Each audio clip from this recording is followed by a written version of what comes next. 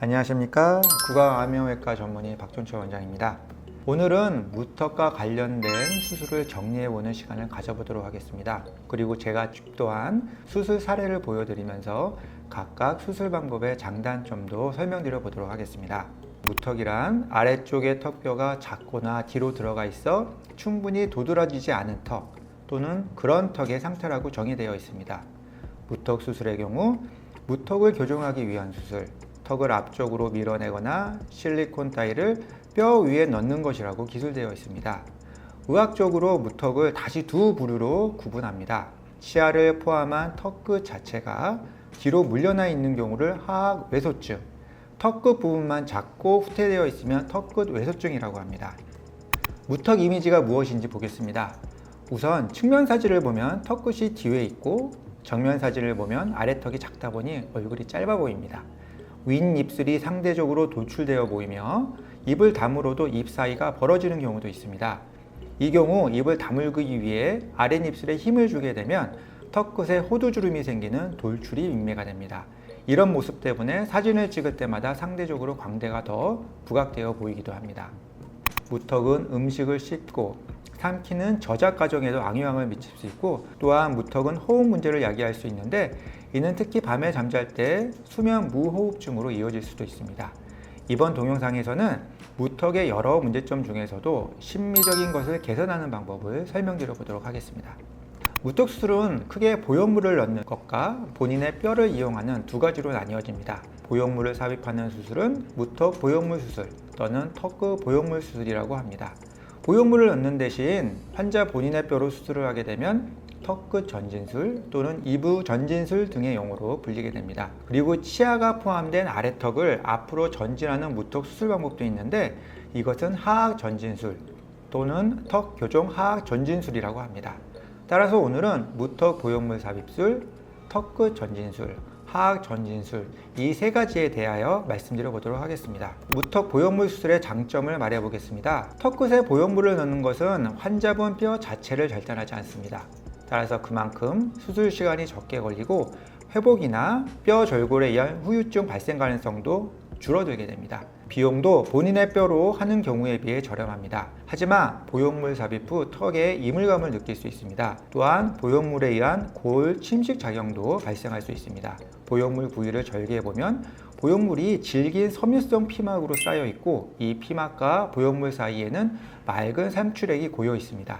즉 이물질을 우리 몸과 격리하려고 면역 반응이 생기다 보니 보형물 주변에 얇은 피막을 형성하게 되는 것입니다. 반면에 티타늄 보형물은 주변 조직과 이러한 얇은 피막으로 격리되지 않습니다. 가장 대표적인 티타늄 보형물은 치아 임플란트라고 생각하시면 됩니다. 치아 임플란트는 생체 친화성이 매우 좋아 아예 뼈와 융합이 될 수 있습니다.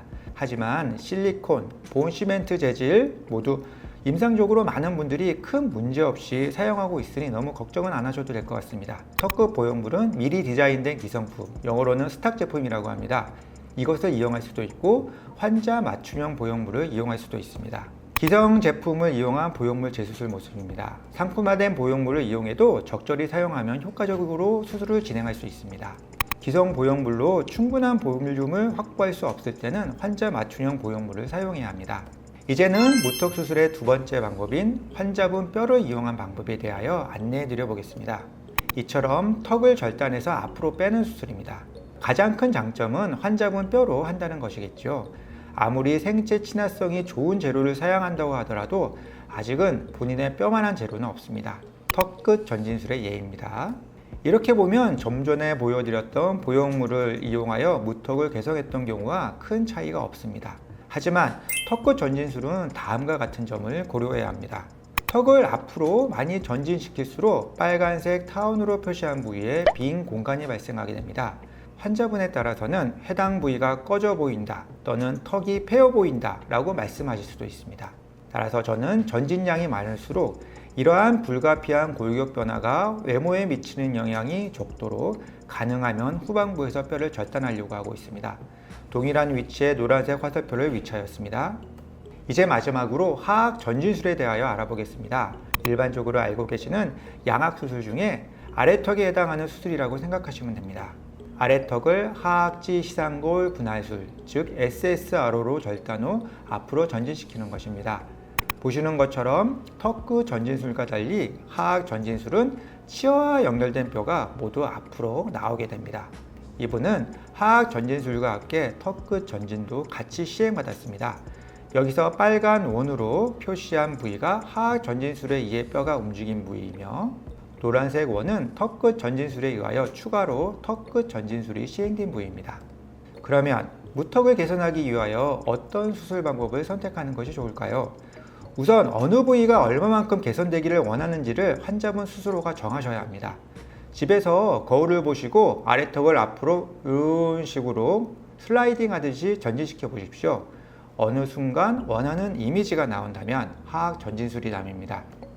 빨간 원에 해당하는 부위죠. 노란 부위, 즉 턱 끝 부위가 주로 개선되기를 원하신다면 턱 끝 전진술 또는 턱 끝 보형물을 추천드립니다. 이분은 하악 전진과 턱 끝 전진 두 가지를 같이 하셨습니다.